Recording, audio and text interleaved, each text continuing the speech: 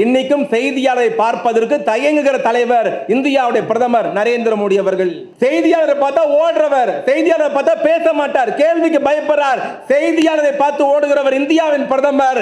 எந்த செய்தியாளர் கேள்வி கேட்டாலும் டான் டான் பதில் சொல்லுகிற தலைவர் அண்ணன் உதயநிதி ஸ்டாலின். நாங்கள் பிஜேபி ஆட்சியை, நரேந்திர மோடி ஆட்சியை கண்மூடித்தனமாக எதிர்க்கிறோம். பாசிச கொள்கையை எதிர்க்கிறோம், மதவாதத்தை எதிர்க்கிறோம், ஒரே நாடு ஒரே தேர்தலை எதிர்க்கிறோம், மோடியை எதிர்க்கிறோம். ஆனால் அந்த மோடி அரசு, தமிழ்நாடு அரசுக்கு, திராவிட மாடல் அரசுக்கு இதுவரை 74 விருதுகளை வழங்கி இந்தியாவின் சிறந்த அரசு திமுக அரசு என்று டெல்லி பாராட்டி இருக்கிறது.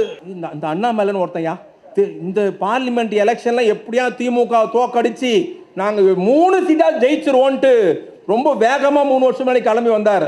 இதே தொகுதி நினைக்கிறேன் நம்ம முருக ரவி போட்ட கூட்டத்தை தான் சொன்னேன், முடியாது, வேணாம், நடக்காது, தோத்துருவீங்கன்னு. இல்லை இல்லை, தாமரை மலர்ந்தே தீரும்னார். நான் அப்பதான் சொன்னேன், அமித்ஷா தலையிலே மயிர் முளைத்தாலும் முளைக்குமே தவிர தமிழ்நாட்டில் தாமரை மலராது, மறந்துறன். விஜய் கட்சி ஆரம்பிச்சிருக்கிறார். யார் கோட்டையில் இருப்பா, யார் கோட்டைக்கு போவா, யார் போக மாட்டா, யார் தோப்பா, யார் ஜெயிப்பா, யார் 2வது இடத்துக்கு வருவா, யார் எவ்வளவு ஓட்டு வாங்குவா, இது எல்லாரும் கேட்கிற கேள்வி. திமுகவின் இந்த மாவட்டத்தின் மூத்த முன்னோடி அண்ணன் கணபதி இருக்கிறார், அண்ணன் அருணாச்சலம் இருக்கிறார், அண்ணன் செல்வகுமார் நிர்வாகிகள் இருக்கிறார்கள். இவர்களை வைத்துக் கொண்டு பகிரங்கமாக சொல்லுகிறேன், 2026 யார் வருவா, இதுதான் கேள்வி. பெரியவர்களே, தாய்மகளே, டெல்லியே வந்தாலும் கில்லியே வந்தாலும் 26 திமுக தான் வரும் என்பதை நீங்கள் மறந்துவிடக் கூடாது.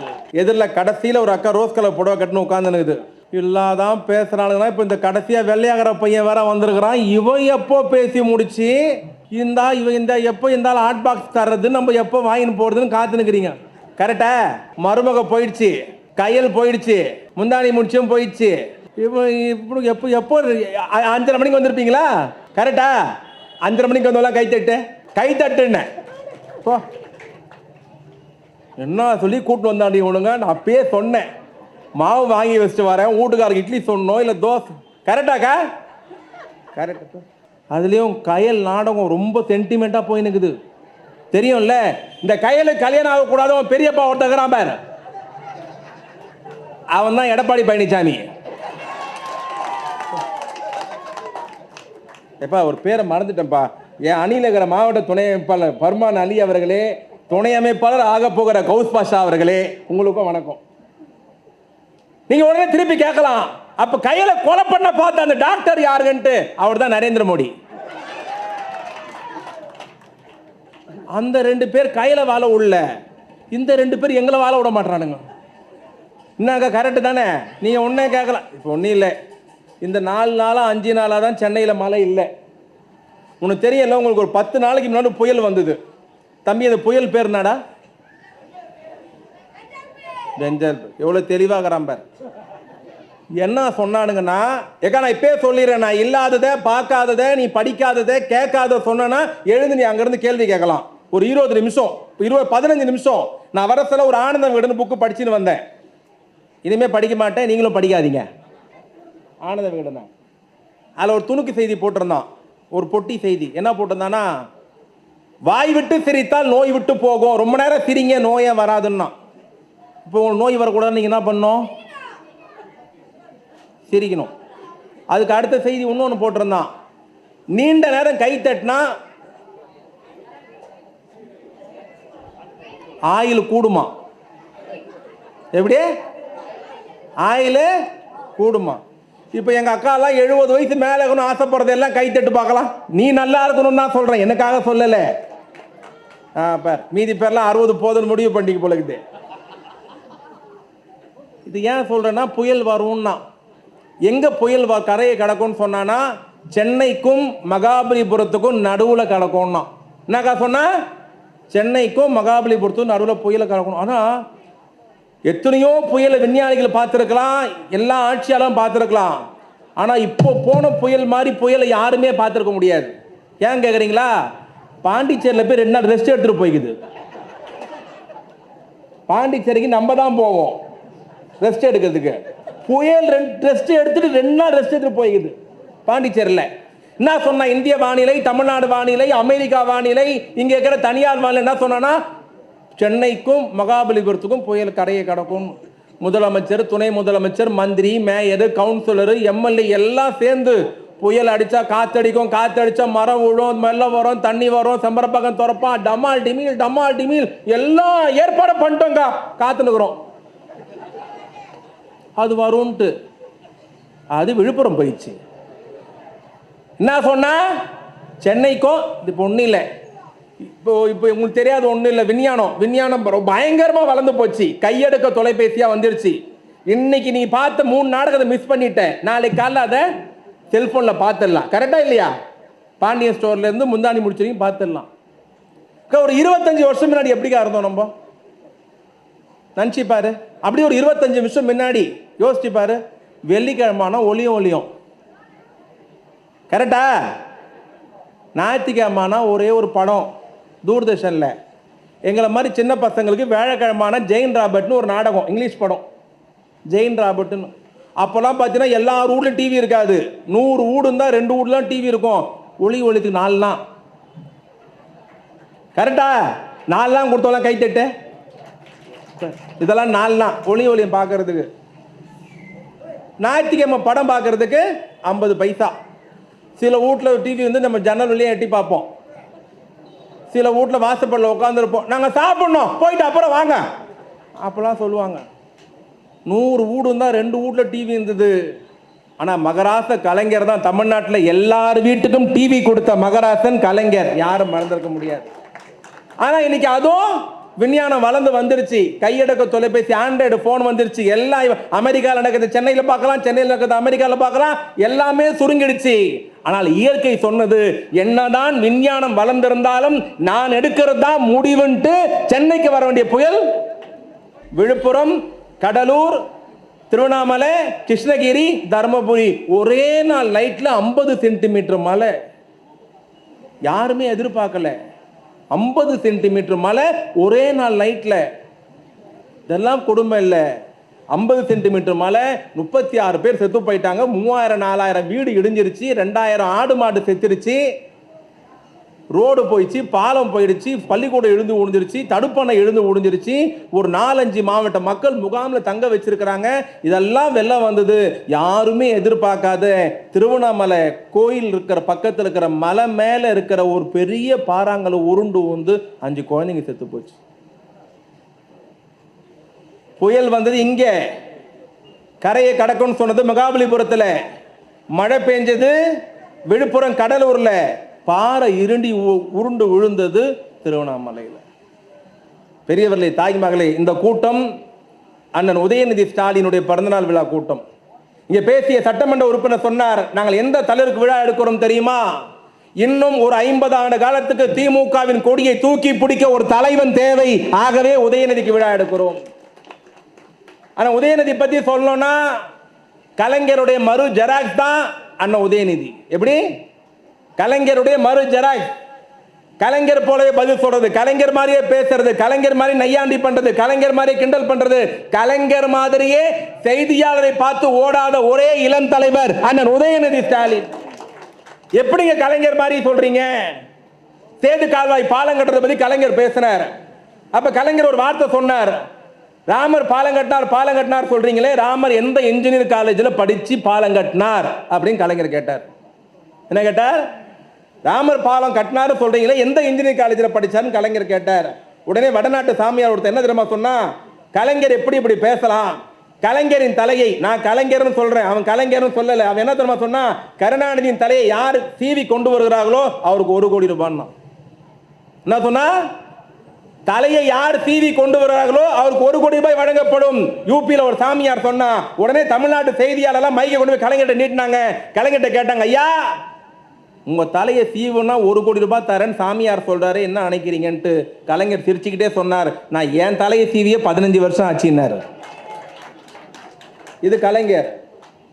3 மாசத்துக்கு முன்னாடி சனாதன தர்மத்தை பற்றி அவருடைய பேரன் திமுக இளைய தலைவர், இளைஞரணி தலைவர் உதயநிதி ஸ்டாலின் பேசுகிறார். சனாதானம் நாட்டுக்கு தேவையில்லாத ஒன்று. உதயநிதி ஸ்டாலின் பேசுகிறார். உடனே பீகார்ல ஒரு சாமியார் சொல்றான், உதயநிதி ஸ்டாலின் தலையை சீவி கொண்டு வந்தால் 10 கோடி ரூபாய் தருவேன்.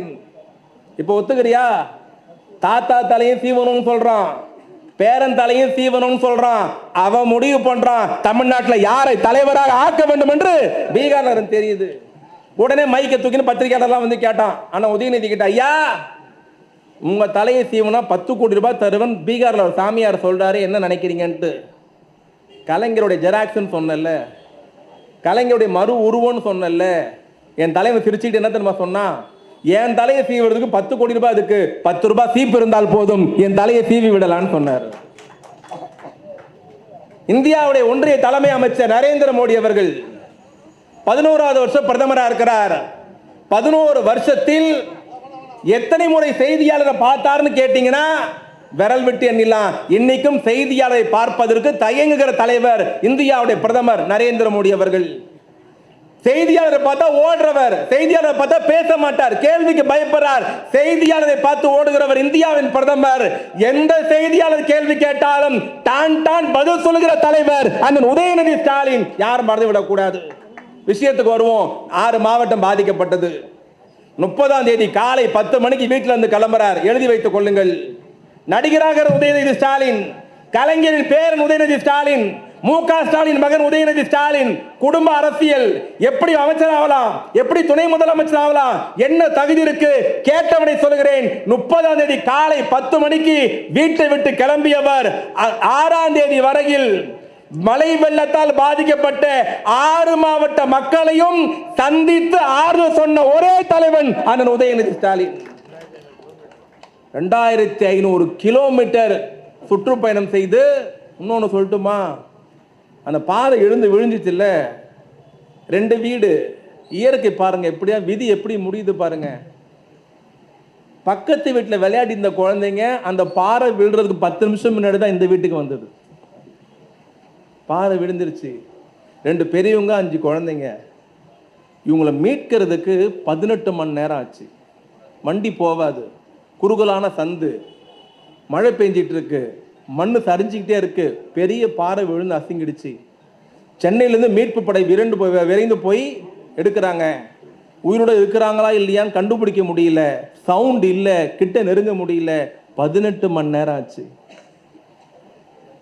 அவங்கள எப்படியாவது காப்பாற்றணும்னு அரசாங்கம் துடிச்சு வேலை பார்க்குது. பெரியவர்களே, தாய்மகளே, கலைஞரின் பேரன் ஸ்டாலினின் மகன் எப்படி துணை முதலமைச்சர் ஆகலான்னு நாக்கில் நரம்பு இல்லாமல் கேட்குறான்ல, அவனை செருப்பால் அடித்து பதில் சொன்னார் உதயநிதி ஸ்டாலின். அந்த 18 மணி நேரம் அந்த குடும்பத்தில் மாட்டிங்களை வெளியே எடுக்கிற வரைக்கும் அங்கேயே உட்கார்ந்து இருந்த தலைவன் அண்ணன் உதயநிதி ஸ்டாலின் என்பதை யாரும் மறந்து விடக்கூடாது. ஆனால் காப்பாற்ற முடியல, செத்து போயிட்டாங்க. நான் பணிவோடு கேட்பது, இங்க பேசிய சட்டமன்ற உறுப்பினர் சொன்னார், சகோதரி சொன்னார், அண்ணன் வீரமணி சொன்னார், செல்வகுமார், எல்லாரும் பேசினாங்க. நாங்கள் ஆட்சிக்கு வந்திருக்கிறோம், 3.5 வருஷம் ஆயிருக்கு, மீதி 1.5 வருஷம் பாக்கி இருக்கு. சொன்னதையெல்லாம் செய்திருக்கிறோம், சொல்லாதையும் செய்திருக்கிறோம். இந்த ஆட்சிக்கு ஆதரவு தாருங்கள். பேசிய முன்னாள் பேரூராட்சி மன்றத்துறை தலைவர் தலைமை சேர்க்கும் அருணாச்சலம் சொன்னார், நான் வந்த பிறகுதான் இது ஊராகவே மாறியது, திமுக வந்த பிறகு. இன்னைக்கு செல்வகுமார்கள் எல்லாருமே இருக்கிறாங்க. 10 ஆண்டுகள அதிமுக ஆட்சி. 2011 2021 10 அதிமுக ஆட்சியில் இந்த மதுரவாயல் தொகுதி எப்படி இருந்தது? 2021 அண்ணன் கணபதி வெற்றி பெற்ற பிறகு, தளபதி முதலமைச்சரான பிறகு இந்த தொகுதி எப்படி இருக்கிறது? சீர்தூக்கி பார்க்க வேண்டாமா? இன்னும் பெருமையோடு சொல்கிறேன், இதே 2021 மார்ச் திங்களில் இதே போரூரில் தளபதி பேசினார். அண்ணன் கணபதி நிற்க வைத்து உதயசூரன் கோட்டு போடுங்கள், கணபதியை வெற்றி பெற செய்யுங்கள், நான் கோட்டைக்கு போனால் 502 வாக்குறுதி நிறைவேற்றுவேன். 2021 மார்ச் திங்களில் கழக தலைவர் பேசுறபோது சொன்னது 502 வாக்குறுதி நிறைவேற்ற வேண்டும், ஓட்டு போட்டீர்கள், அண்ணன் கணபதி வெற்றி பெற்றார், தளபதி முதலமைச்சரானார், நாங்கள் கோட்டையை போய் 3.5 வருடம் ஆகிறது, இன்னும் 1.5 வருட ஆட்சி பாக்கி இருக்கிறது. பெருமையோடு சொல்லுகிறோம், நெஞ்சை நிமிர்த்தி சொல்லுகிறோம். கோட்டைக்கு போன 3.5 ஆண்டில் 502 வாக்குறுதியில் 480 வாக்குறுதி நிறைவேற்றிய இந்தியாவின் ஒரே முதலமைச்சர் திராவிட மாடல் நாயகன் அண்ணன் தளபதி அவர்கள். சொன்னதை செய்தோம், சொல்லாததையும் செய்தோம். இன்னைக்கு எடப்பாடி கேட்கிறார், ஸ்டாலின் தான் வராரு, விடியல் தான் தராரு, பாட்டு போட்டாங்களே, தேர்தல் அறிக்கை என்ன ஆச்சு? சொன்னதை ஸ்டாலின் செய்தாரா? கேட்கிறது யார்? எடப்பாடி பழனிசாமி. வெக்கமா இல்லையா? திமுக பார்த்து கேள்வி கேட்கிற யோகிதை எடப்பாடி பழனிசாமிக்கு உண்டா? 10 வருஷம் முதலமைச்சர், 3 பேர். ஜெயலலிதா 6 ஆண்டு காலம், எடப்பாடி 3 ஆண்டு காலம். ஓ பன்னீர்செல்வம் ஓராண்டு காலம், 3 முதலமைச்சர்கள் 10 ஆண்டு காலம். பணிவோடு கேட்கிறேன், ஏதாவது ஒரு சாதனை அதிமுக செய்ததா? ஆட்சிக்கு வந்தால் கொரோனாக்கு 4000 தருவோம், திமுக சொன்னது வந்தோட தந்தோம். ஆட்சிக்கு வந்தால் பேருந்தில் இலவசமாக போகலாம், திமுக சொன்னது வந்தோடனே செய்தோம். நீங்கள் ஆட்சிக்கு வந்தால் முதியோர் பென்ஷன் 1200 ஆக்குவோம், வந்தோம், செய்து காட்டினோம். நாங்கள் ஆட்சிக்கு வந்தால் புதுமை பெண் திட்டம், உங்க வீட்டு பொம்பளை பிள்ளை காலேஜுக்கு போனா மாசம் 1000 ரூபாய், காலேஜுக்கு போனா 1000 ரூபாய். எல்லாத்தையும் விட திமுக கோட்டு போடுங்கள், ரேஷன் கார்டு வித்திருக்கிற ஏழை தாய்மார்களுக்கு மாசம் 1000 ரூபாய் தருவோம். இதே எடப்பாடி என்ன சொன்னார்? ஸ்டாலின் போய் பேசுகிறார். மாசம் 1000 ரூபாய் 1 கோடி குடும்பத்துக்கு தரவே முடியாது, நடைமுறைக்கே சாத்தியம் இல்லை. கஜானாவில் பணம் இல்லை, ஓட்டு போடாதீர்கள், ஏமாறாதீர்கள், ஸ்டாலினால் தர முடியாது சொன்னது யார்? எடப்பாடி பழனிசாமி. ஆனால் உதயசூரியன் உதித்தது, தளபதி முதலமைச்சரானால் 1.5 ஆண்டு காலம் கழித்து தான் சொன்னதை போலவே 1,18,00,000 குடும்பத்திற்கு மாதம் 1000 ரூபாய் தருகிற முதலமைச்சர் நம்முடைய முதலமைச்சர். நாங்கள் யாரை விட்டோம், யாரை புறக்கணித்தோம்? பெரியவர்களே, தாய் மகளே, நான் இவ்வளவு சாதனையை சொன்னேன். அதிமுக பார்த்து கேட்பது, கடந்த தேர்தலில் யாராவது அதிமுக கோட்டு போட்டுதான் கேட்கிறேன். எடப்பாடி பழனிசாமி கேட்கிறேன், 10 வருஷம் முதலமைச்சர் இருந்தீங்களே, என்ன புடுங்குனீங்க, என்ன செய்தீங்க? நாங்கள் ஆட்சிக்கு வந்தால் வேலைக்கு போற பெண்களுக்கெல்லாம் ஸ்கூட்டி தருவோம் சொன்னது அதிமுக. நாங்கள் ஆட்சிக்கு வந்தால் இல்லத்தில் இருக்கிற தாய்மார்களுக்கு இலவச செல்போன் தருவோம் சொன்னது அதிமுக. நாங்கள் ஆட்சிக்கு வந்தால் ஒவ்வொரு வீட்டுக்கும் 25 லிட்டர் தண்ணி கேனை தினமும் இலவசமா தருவோம் சொன்னது அதிமுக. நாங்கள் ஆட்சிக்கு வந்தால் யார் யாருக்கெல்லாம் வீடு இல்லையோ வீடு கட்டி தருவோம் சொன்னது அதிமுக. 400 சொன்னார்கள், நான் நாளை மட்டும் சொல்லியிருக்கிறேன். இன்று எங்களை பார்த்து கேட்கிற எடப்பாடி பழனிசாமி கேட்கிறேன், அதிமுகவை கேட்கிறேன். ஆட்சிக்கு வந்த 3.5 வருடத்தில் சொன்னதை செய்த எங்கள் தலைவர் எங்கே? 10 ஆண்டு காலம் கோட்டையில் இருந்து கோட்டை விட்ட எடப்பாடி பழனிசாமி எங்கே? யாருக்கா ஸ்கூட்டி வந்ததா? யாருக்கா செல்போன் வந்ததா?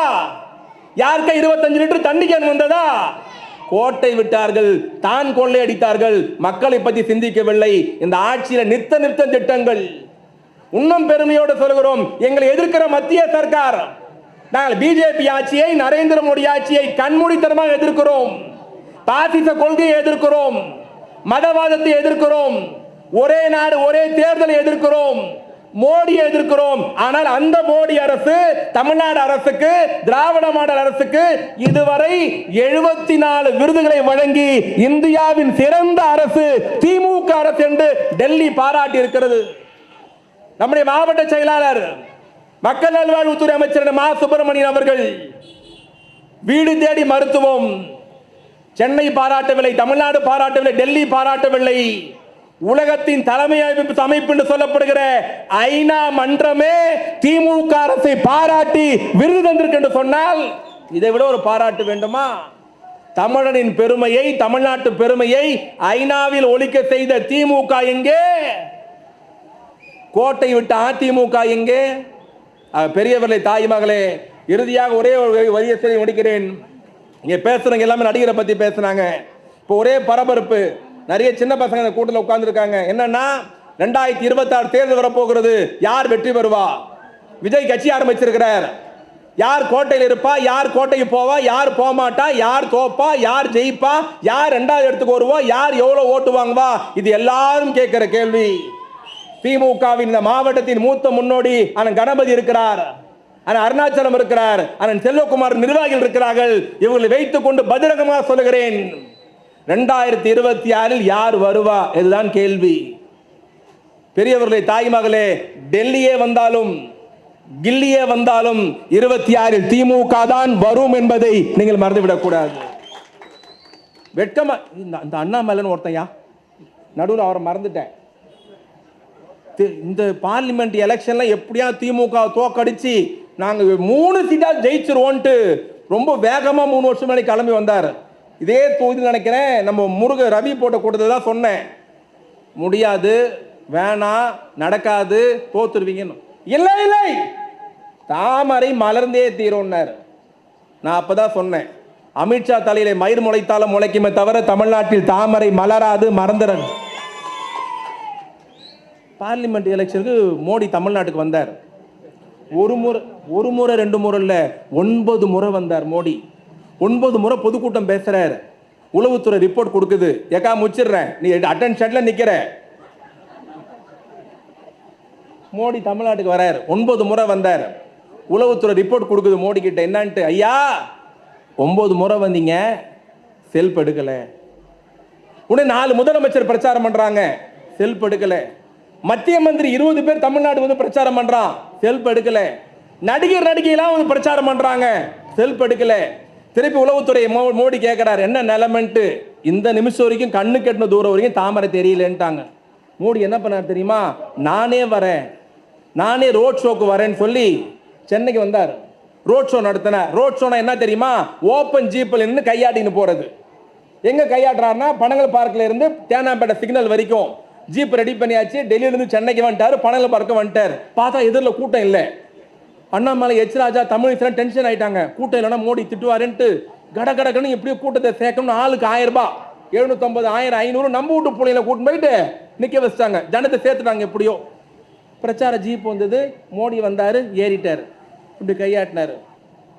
மோடி எப்பவுமே ரோட் ஷோக்கு போறப்போ பார்த்தீங்கன்னா, வடநாட்டில் ஜார்க்கண்ட்ல, பீகார்ல, யூபியில், ராஜஸ்தான்ல, டெல்லியில ரோட் ஷோ போனார்னா, எலெக்ஷன் நேரத்தில் பிஜேபி ஒரு கோஷம் போட்டுச்சுன்னா, கோஷம்னா ஆப்கி பார் 400 பார். என்ன கோஷம் போட்டா, ஆப்கி பார் 400 பார்னு. இவர் கார்ல ஏறின்னு ஓப்பன் ஜீப்ல கையாட்டினாரு. இங்க அதே மாதிரி கோஷம் போட்டான், ஆப்கி பார் 400 பார்ன்ட்டு. நம்ம வீட்டு பிள்ளைங்க ஆப்கி பார் சாக்கோ பார்ன்ட்டான். டென்ஷன் ஆயிட்டான் அந்த ஆளு. ஆக பெரியவர்களே, தாய்மகளே, உங்களிடத்தில் பணிவோடு கேட்பது, நம்முடைய இளைய தலைவருடைய பிறந்த நாளில் வந்து வருகை தந்திருக்கிற நீங்கள் அவரை பல்லாண்டு காலம் வாழ்த்தி, என்றைக்கும் திமுகவிற்கு உங்களுடைய ஆதரவையும் அன்பையும் வழங்க வேண்டும் என்று இந்த நேரத்தில் பணிவோடு கேட்டு நன்றி கூடி விடைபெறுகிறேன். நன்றி, வணக்கம்.